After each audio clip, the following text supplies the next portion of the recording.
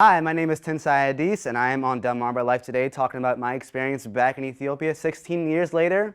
It's showtime. Traveling over 7,000 miles to his homeland in Ethiopia, Tinsai Adis, a news photographer with Draper Media, recently returned from such a journey. Now, you don't undertake a trip like that without a handful of takeaways. Yeah, 10 days entrenched in a diverse foreign city, brimming with several million people during a spell of warm spring-like weather. Doesn't sound much like Delmarva right now, does it? So we want to find out more. With us this afternoon in historic Studio D, news photographer Tinsai Adis. Good to have you here, sir. Lisa, Jimmy, hi. Hi. Wonderful. Hi. What's up? Okay. Yeah. Listen, I'm on TV right now. On the other side of the camera. Listen, I'm always behind the camera. This is my moment. Keep this in the archives, you know what I mean? I'm here, we're doing All right, it. come back. So, what is your relationship with Ethiopia? So, my family, mom and dad, are from the city, Addis Ababa, and my dad came here as a refugee in like 1979, and then stayed with his sister.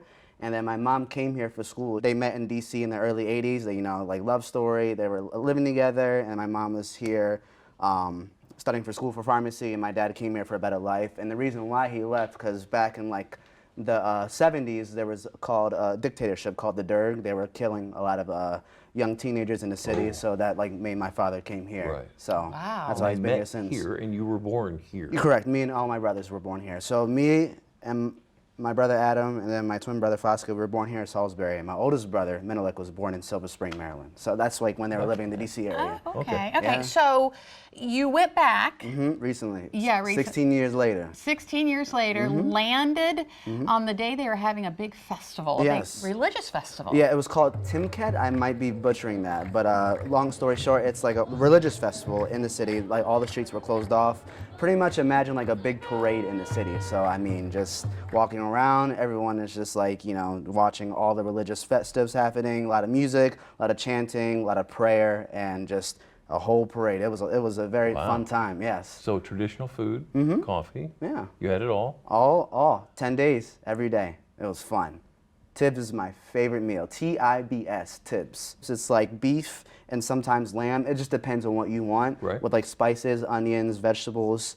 It will change your life. Tibbs. But Ethiopian food is pretty spicy, Oh, isn't it? it is spicy. It's a very exquisite cuisine. It's what makes us like who we are. So what else did you check out while you were there? So of course, we were there for like the tourist stuff, but also like briefly I'll talk about, we were there for a wedding. My mom's cousin got married, so we did that. That was a good time. A little too big for me, about 600 people there. So I don't know if I don't know if I would want to do all that, but it was a good time, man. It was a great time. So and jazz clubs and yes, jazz club. Definitely my favorite spot for me. I'm an old soul in a young man's body. So we went to a jazz club called Fendica. I'm not sure how it's spelled, but Fendica. It was just. It takes you away, and it's like old school jazz too. So it's like you sit there. It's not like a sit down where like you're eating a meal. It's like a sit down stage where you're just watching. Right. And it was awesome. wow. So awesome. I understand that the streets were really crowded. Too crowded. Yeah, a lot of beggars. A lot of beggars. So I would say 16 years. So 2007 was the last time we were there. From 2007 to 2023, I mean, the city has grown way too much. You know what I mean? And when beggars beg, they're very persistent. I mean, here, like, I'm sure we've had moments when people come up to us, they'll ask, for something, then it's like, no, they walk away. The Ethiopians there, I mean, they'll follow you to the bathroom, they will follow you to the car. Wow. A little exaggerated, but my point is, like, they're persistent. When they need it, they will follow. They will follow. So if somebody's interested in going to Ethiopia, it sounds like you would tell them, oh yeah, do it. Yeah, 100%. But I would say, if you're not fluent in language, even me, like my parents, they didn't really teach me growing up. That was one of my dad's biggest regrets. But I would say I recommend anyone who wants to travel go with someone who's fluent, like to have as a translator. The language is Amharic. Amharic. Amharic, yes. Amharic, yes. All right. So I know you have a lot of takeaways. Can you sum it down into one big takeaway from this trip? Spiritual. Okay. Reconnecting with family who I haven't seen in like years. Like it was a fun time just seeing how like my cousins, they like walk around the city amongst their people, just seeing like the lifestyle. It was spiritual, man. And also like The weather too, every day, 70 degrees, no humidity, dry, Oh my. sunny every day. Would you ever consider moving back or moving there?